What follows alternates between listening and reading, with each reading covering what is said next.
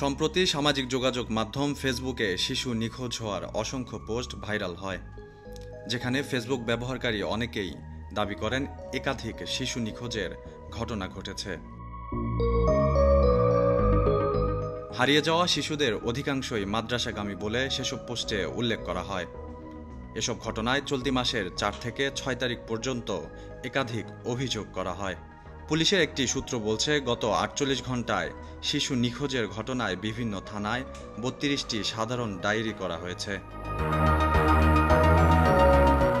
শিশু নিখোঁজের এই তথ্য ইতিমধ্যেই শহর থেকে গ্রামের সর্বস্তরের অভিভাবকের মধ্যে একটি আতঙ্কের জন্ম দিয়েছে।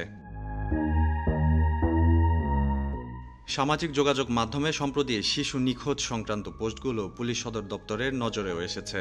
শিশু নিখোঁজ সংক্রান্ত পোস্ট নিছক গুজব বলে উড়িয়ে দিয়েছে ঢাকা মহানগর পুলিশ। এ ধরনের গুজবে বিভ্রান্ত বা আতঙ্কিত না হওয়ার অনুরোধ জানিয়েছে পুলিশ সদর দপ্তর। গেল রবিবার পুলিশ সদর দপ্তরের মিডিয়া অ্যান্ড পাবলিক রিলেশনস বিভাগের পুলিশ সুপার ইনামুল হক সাগর স্বাক্ষরিত এক সংবাদ বিজ্ঞপ্তিতে এসব তথ্য জানানো হয়।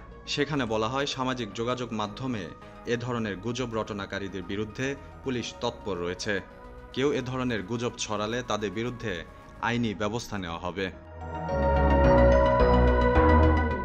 এদিকে গত ২ দিনে ৩৫টি শিশু নিখোঁজ হওয়ার খবরকে গুজব বলে উড়িয়ে দিয়েছেন ঢাকা মহানগর পুলিশের অতিরিক্ত পুলিশ কমিশনার খন্দকার মহিদ উদ্দিন। গত ৪৮ ঘণ্টায় ৩৫টি শিশু নিখোঁজের তথ্য সঠিক নয় বলে মন্তব্য করেন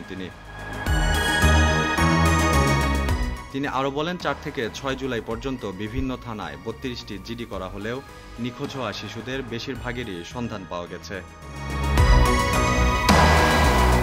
এর আগে গত শনিবার সকাল থেকে ৪৮ ঘণ্টায় ঢাকা ও চট্টগ্রামে ৩৫টি শিশু নিখোঁজ, এমন একটি পোস্ট ফেসবুকে ছড়িয়ে পড়ে।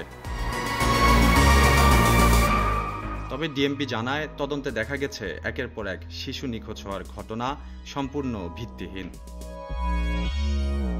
মাহদি হাসান, কালের কণ্ঠ।